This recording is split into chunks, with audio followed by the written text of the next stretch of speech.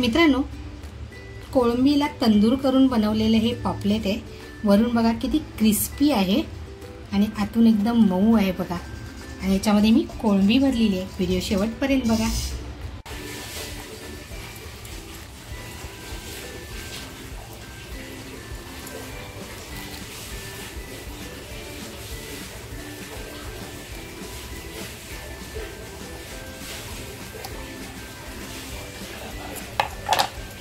हा भाग आहे ना, हा भाग जिथे पोट आहे त्याच्या उलट्या साईडला आपल्याला घ्यायचे।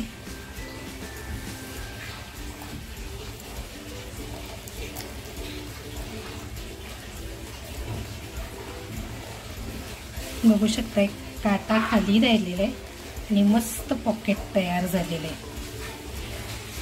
अशा प्रकारे ना माझे चारही पॉपलेट कट करून झालेले आहेत। नमस्कार, मी वैशाली। आज बनवते पॉपलेटची रेसिपी। तर म्हटलं तुमच्याबरोबर पण शेअर करावी।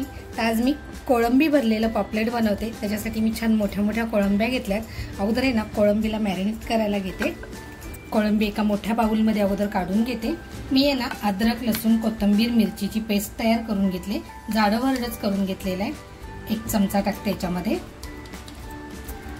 घरगुती मसाला टाकते, चवीनुसार मीठ टाकते, थोडी हळद टाकते आणि थोडंसं तेल टाकून हे छान मिक्स करून घेणार आहे।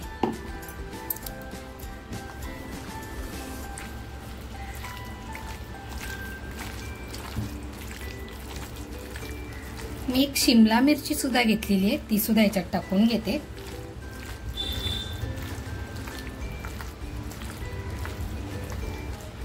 बघा छान लावून झालेलं आहे। एक 10 मिनिटासाठी आहे ना बाजूला करून ठेवते।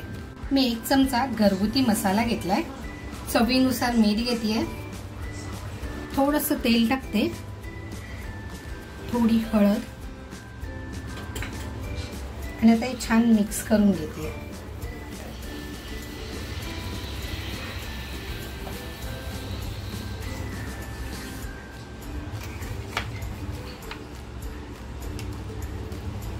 एक चमचापेक्षा कमी अद्रक, लसूण, कोथिंबीर, मिरचीची पेस्ट घेते आणि जे मी पापलेट कट करून घेतले होते ना त्यांना सुद्धा लावून घेते अगोदर छान।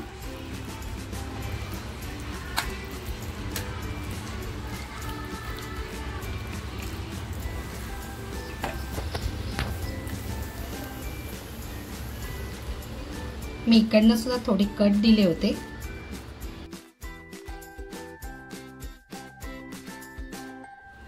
रेसिपी शेवटपर्यंत बघा, काहीतरी तुम्हाला वेगळं सापडेल।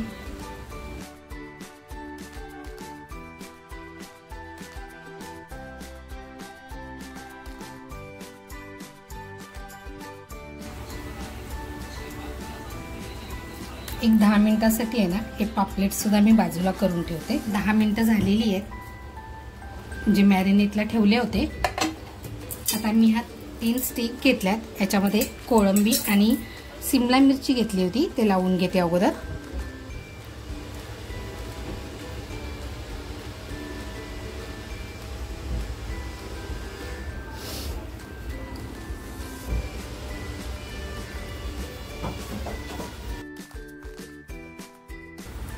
तुम्हाला जर स्टेकवर लावायच्या नसतील ना तर तुम्ही गॅसवर सुद्धा फ्राय करून म्हणजे पॅनवर फ्राय करून सुद्धा घेऊ शकताय।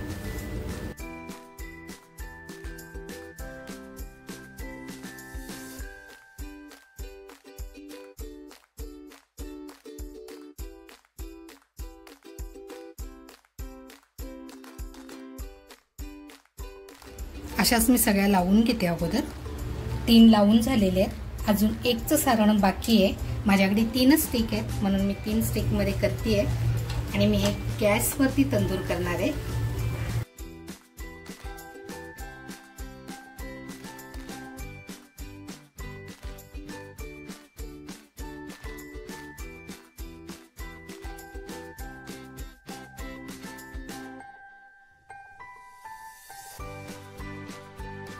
बघा एक छान तयार झालेलं आहे, काढून घेते।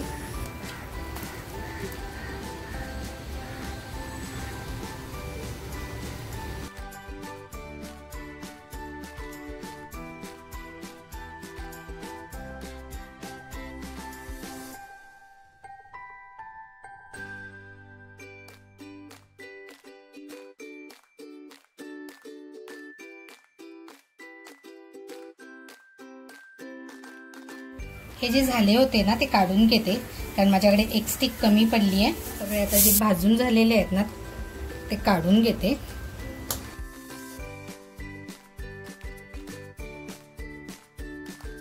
तंदूर केलेल्या कोळंब्या आहेत ना ह्यांना बारीक करून घेते अगोदर.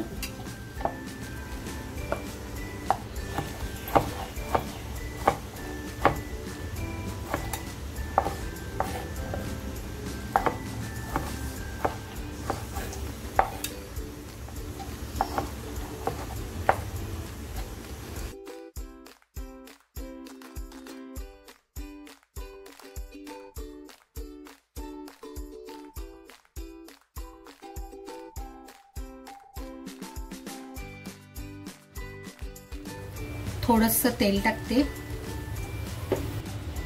तेल छान तापलेलं आहे. 1 वाटी कांदा कापून घेतलेला आहे मी. 1 वाटी म्हणजे हा 1 कांदा आहे.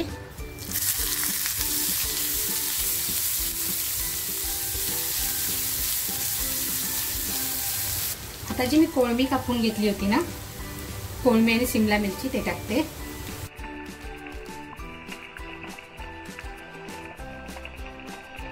मॅरिनेट केलेला मसाला होता ना तो टाकते, म्हणजे बघा आपलं काहीच वेस्ट झालेलं नाहीये.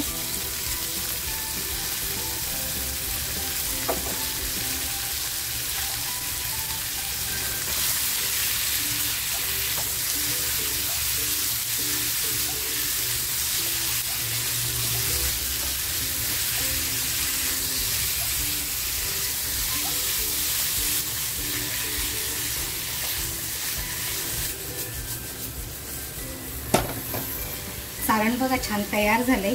गॅस बंद करते आणि फक्त 5 मिनिटं थंड होऊन देते. इकडे मी रवा घेतलेला आहे. रव्यामध्ये थोडासा घरगुती मसाला टाकते.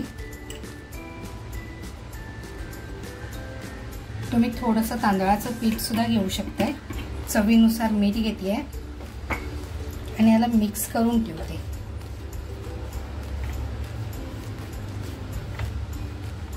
मॅरिनेट करताना पापलेटला लसूण, मिरची, कोथिंबीर, परत घरगुती मसाला, मीठ लावलेलं आहे.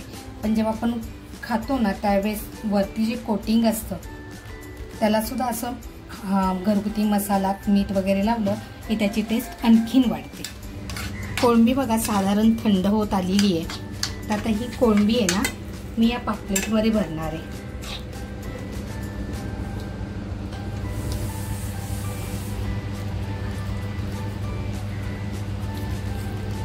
बघा पॉपलेटचं जे पॉकेट तयार केलं होतं त्याच्यामध्ये पूर्ण भरून झालेली आहे.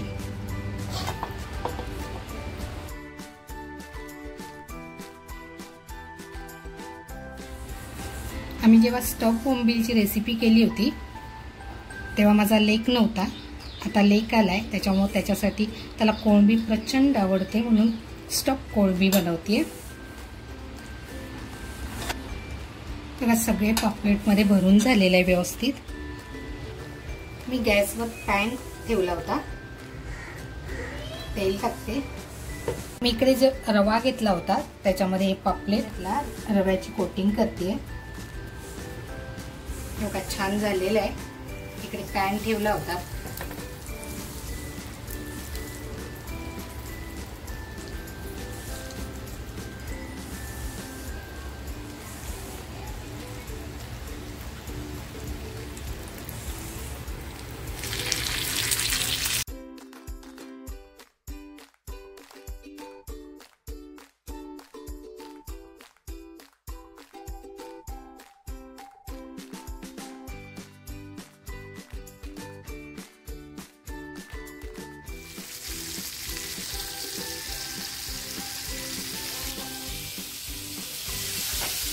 गॅस फुल ठेवलेला आहे.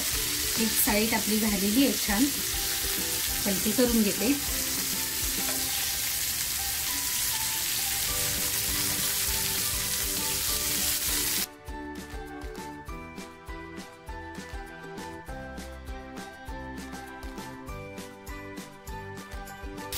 एक 5 मिनिटं खाली साधारण शेकवून देते.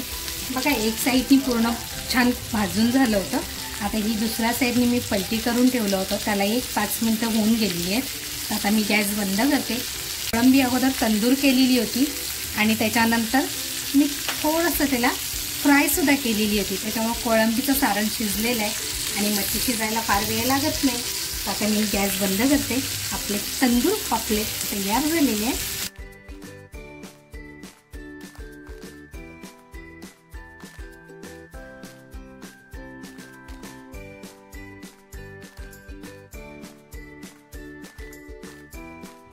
मित्रांनो, कोळंबी तंदूर करून बनवलेले हे स्टफ पापलेट, ही रेसिपी तुम्हाला आवडली असेल आणि व्हिडिओ शेवटपर्यंत बघितला असेल आणि जर सबस्क्राईब केलेला नसेल तर नक्कीच लाईक, शेअर, सबस्क्राईब करायला विसरू नका. त्याचबरोबर स्वतःची काळजी घ्या.